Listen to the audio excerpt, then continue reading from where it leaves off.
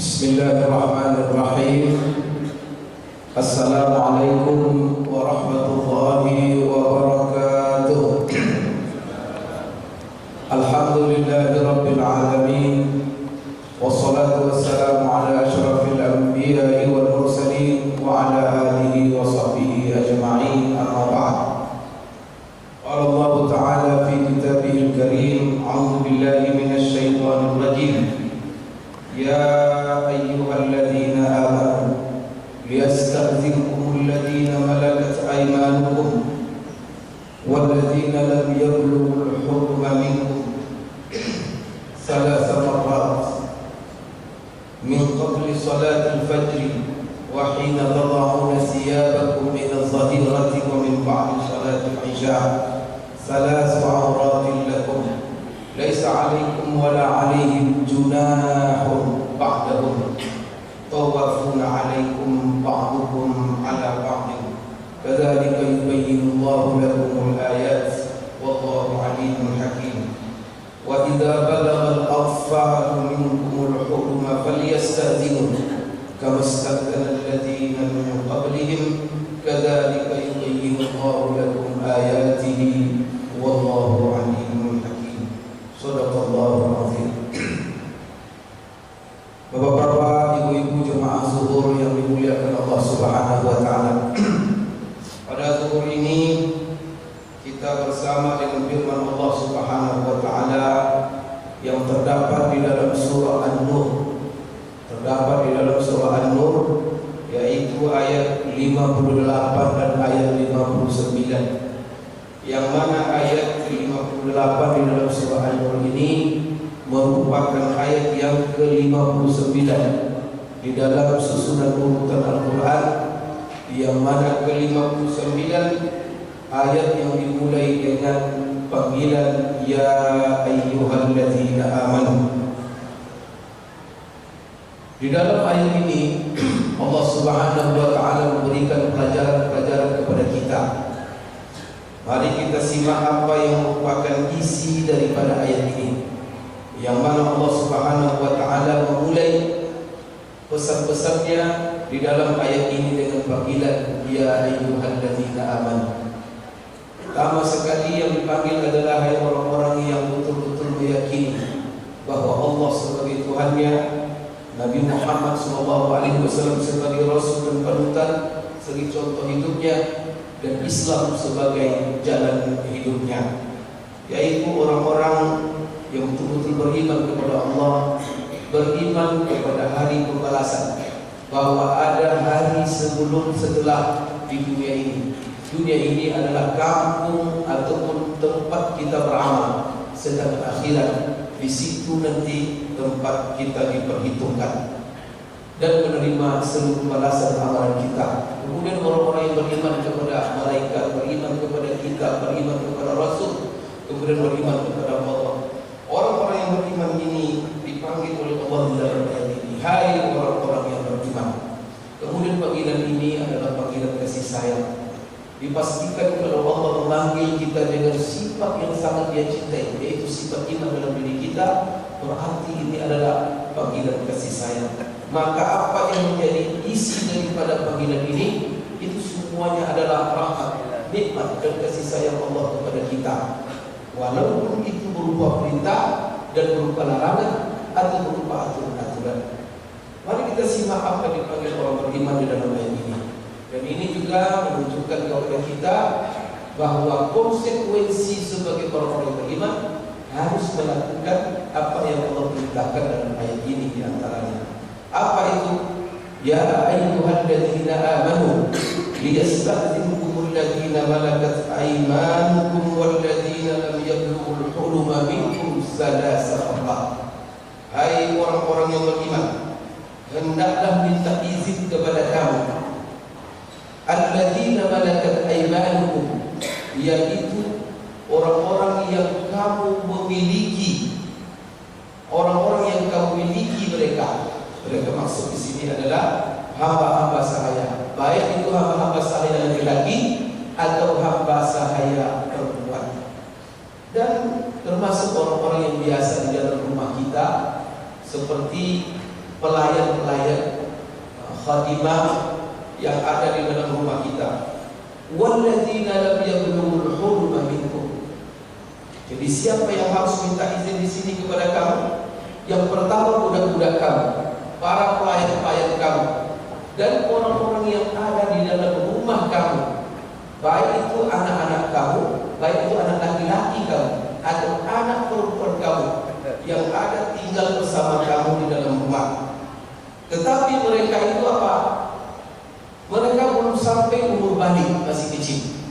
Di sini Bapak Ibu sekalian menunjukkan agama kita mengatur bagaimana anak-anak kita yang masih kecil yang belum balik, bagaimana dia masuk ke kamar kita. Yaitu harus mereka minta izin. Tapi mereka minta izin itu disyaratkan di dalam ayat ini salah semarat, yaitu dalam 3 waktu atau 3 kali. Apa waktu yang pertama? Min qabli salatil fajri, yaitu seketika kamu tidur malam. Apabila mereka masuk ke dalam kamar kamu dan kamu di malam hari sedang tidur sebelum waktu subuh, maka mereka ketika mau masuk harus mereka minta izin. Kemudian Bapak Ibu sekalian, wa hina tad'una siyabakum min adh-dhahirati, dan ketika di waktu siang hari ketika kamu melakukan tidur siang. Maka ketika kamu hendak tidur siang di dalam kamar kamu, tidak boleh anak-anak kamu yang belum balik masuk, apalagi yang sudah balik. Kalau anak-anak kamu yang belum balik masuk, harus mereka minta izin. Begitu pula pelayan-pelayan kamu, begitu juga hamba dan budak dan hamba sahaya kamu. Maka di sini waktu yang kedua adalah di waktu siang hari ketika tidur siang. Yang ketiga kata Allah Subhanahu wa taala ayat ini, wa min ba'di salati isya, dan setelah salat isya ketika kamu bersiap-siap untuk tidur malam. Ini 3 waktu yang disebut oleh Allah salasu awratin lakum. Ketiga waktu ini Allah sebut ini adalah aurat bagi kamu. Bapak Ibu sekalian yang dimuliakan Allah, ini menunjukkan pertama sekali kepada kita adalah adab, aturan di dalam rumah. Bagaimana antara istri dan suami, antara suami istri dan anak-anak, dan juga antara keluarga suami istri dengan pelayan-pelayannya, khususnya Bapak Ibu sekalian adalah hamba sahaya. Karena sebagai orang Bapak Ibu sekalian, dia orang beriman tidak punya aturan. Salah satu aturan Bapak Ibu sekalian sebelum aturan ini adalah masalah anak-anak. Maka anak-anak kadang-kadang di antara orang beriman menaruh anak-anaknya satu ranjang dengan dia tidur. Itu adalah satu kesalahan yang fatal sekali.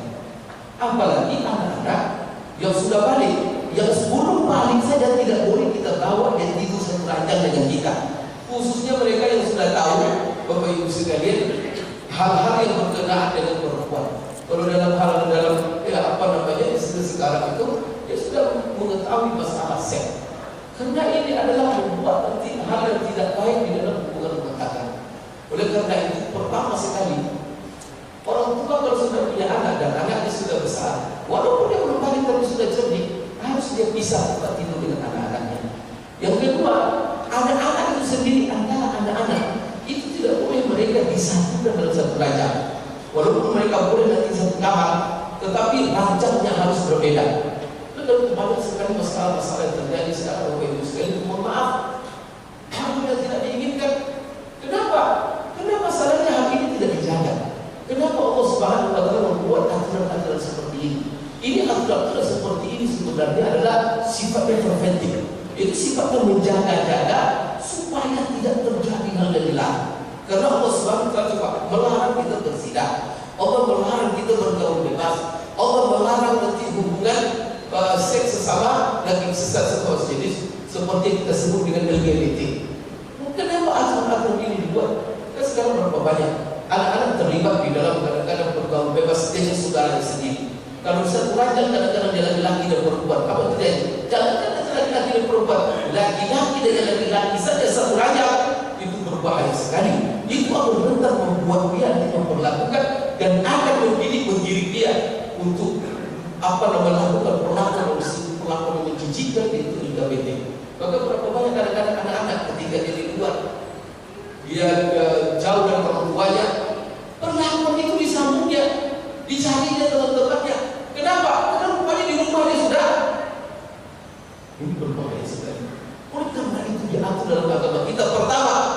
pisah tempat tidur. Maka anak-anak jangan dibawa. Bapak ibu sekalian, ini mohon maaf, hubungan suami istri itu sudah tidur. Antara suami dengan istri tidak ada orang. Oleh karena itu mohon maaf, dalam agama kita dibolehkan istri dan suami itu tidak berpakaian sama sekali. Karena itu adalah konsekuensi daripada firman Allah Subhanahu wa taala, karena mereka dibolehkan bersenang-senang. Artinya apa? Suami dibolehkan bersenang-senang dengan istrinya, istrinya pun dibolehkan bersenang-senang dengan suaminya.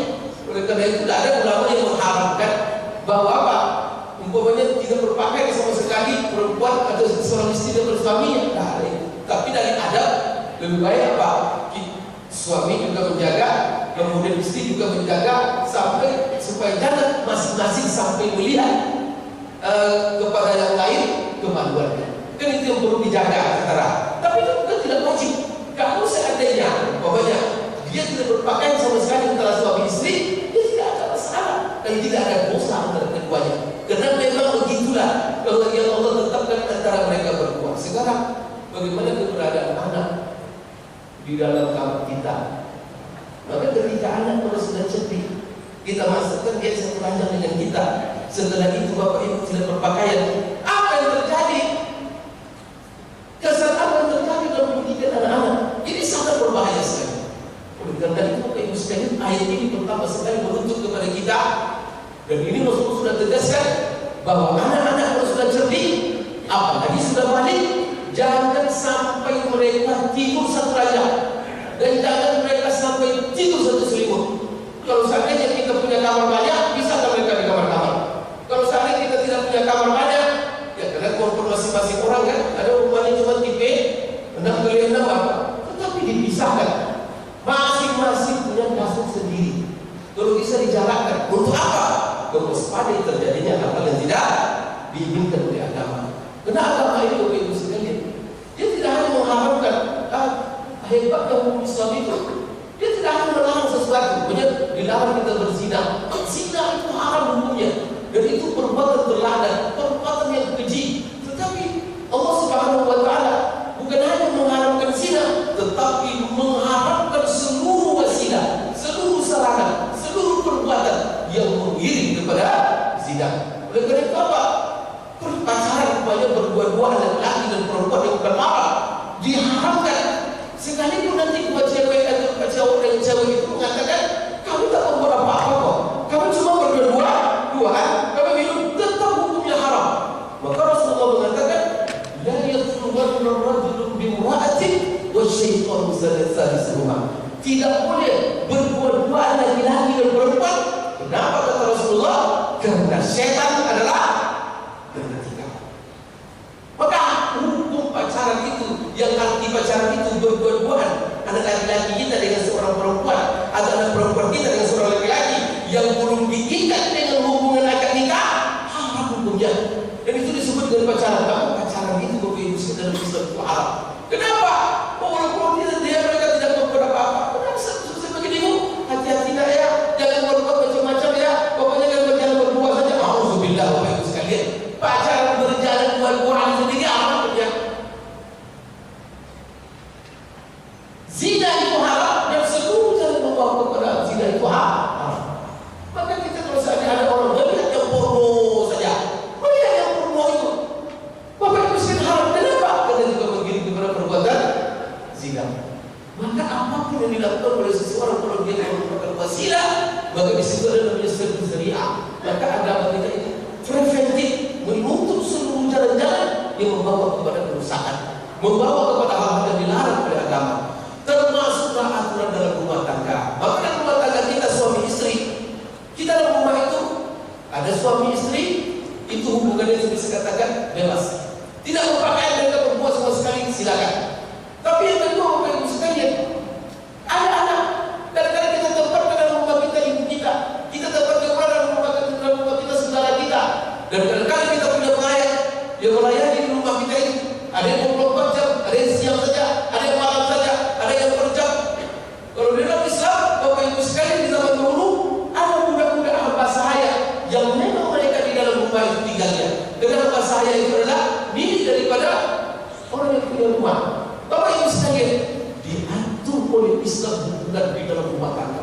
Ini menunjukkan bahwa Islam itu adalah ajaran yang sangat detail sampai hubungan antara anak-anak dalam rumah tangga itu diatur. Sekarang apa yang diatur dalam ayat surah An-Nur ayat 28 ini? Bagaimana anak-anak kita? Anak-anak itu ada dua.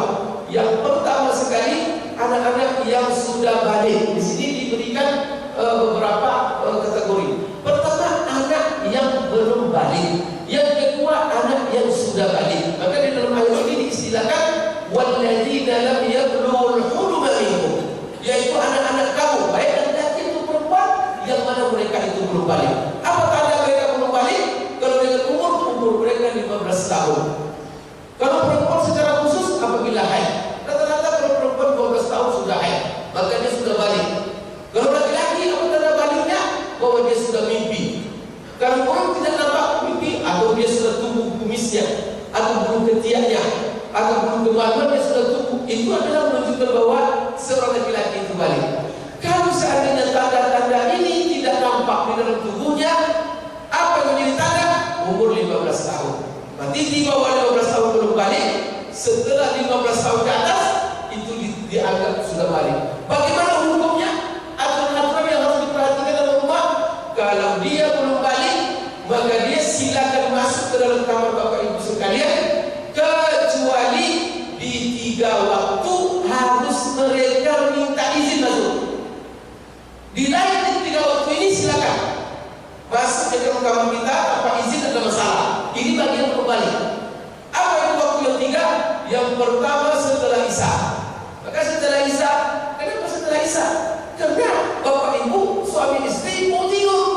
Biasanya tidur menanggalkan pakaian, aurat terbuka. Kalau dibiarkan anak-anak masuk tanpa izin, apa yang terjadi? Anak-anak melihat sesuatu yang tidak boleh dia lihat. Ini Bapak Ibu saya menunjukkan bahwa apa? Antara anak dengan orang tua punya aurat yang tidak boleh dilihat oleh anak terhadap orang tua, dan tidak boleh dilihat oleh orang tua terhadap anak. Semuanya harus menjaga aurat lakum. Maka kata Allah dalam ayat ini, 3 waktu ini adalah aurat. Jadi pertama, setelah Isya ketika kita mau tidur, tidak boleh sembarang anak kita dia belum balik masuk ke kamar kita, kecuali mereka minta izin. Bagaimana minta izin? Dengan mengetuk pintu. Ayat ini Bapak Ibu sekalian turun sebenarnya. Ini adalah peristiwa Rasulullah SAW pernah mengirim seorang hamba sahaya yang bernama Mudlis. Dia kirim hamba sahaya ini kepada Umar bin Khattab. Yang mana Umar bin Khattab diminta oleh Rasulullah untuk mendakwahnya, untuk mengajarkan kepada Mudlis ini, karena dia hamba sahaya untuk belajar ajaran Islam. Oleh karena itu datanglah Mudlis ke rumah Umar bin Khattab. Ketika dia datang ke Umar bin Khattab, Mudlis langsung mengetuk pintu Umar.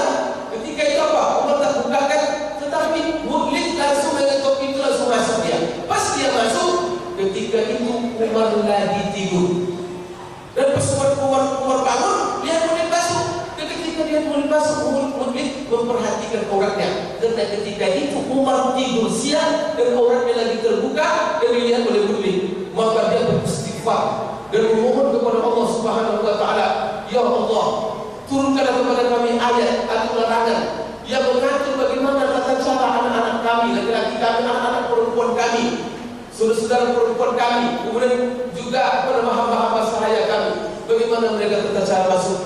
Kenapa? Karena Umar ketika itu merasa gelisah.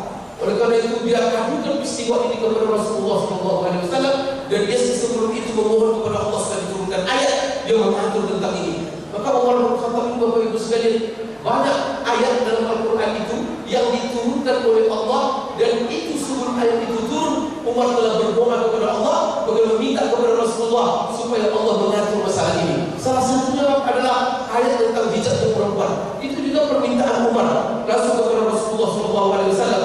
Kemudian Bapak Ibu sekalian, salah satunya adalah ayat yang berkenaan dengan minta izin. Karena ada seorang budak masuk kepada dia, langsung melihat auratnya, padahal dia ketika lagi tidur. Langsung dia datang kepada Rasulullah SAW. Rupanya sebelum Umar sampai kepada Rasulullah, ayat ini sudah turun kepada Rasulullah. Pas Umar datang, langsung Rasulullah bacakan ayat ini, langsung Umar ketika itu langsung sujud tersungkur sebagai rasa syukur kepada Allah. Langsung Umar ketika itu sujud. Alhamdulillah Allah telah menurunkan. Bapak Ibu sekalian, beginilah hati-hatinya ya para sahabat, bagaimana mereka itu tidak pengen membongkar aurat mereka. Bahkan ketika dilihat oleh hamba saya yang melihat, begitu gelisahnya mereka, begitu malunya. Tapi sekarang Bapak Ibu sekalian, alhamdulillah, bagaimana orang sekarang membongkar orang-orangnya.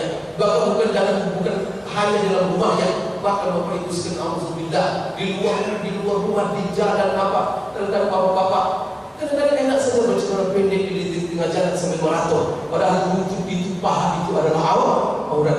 Dan mempertontonkan, tidak malu ketika kepada Allah Subhanahu wa taala yang telah menciptakan paha itu.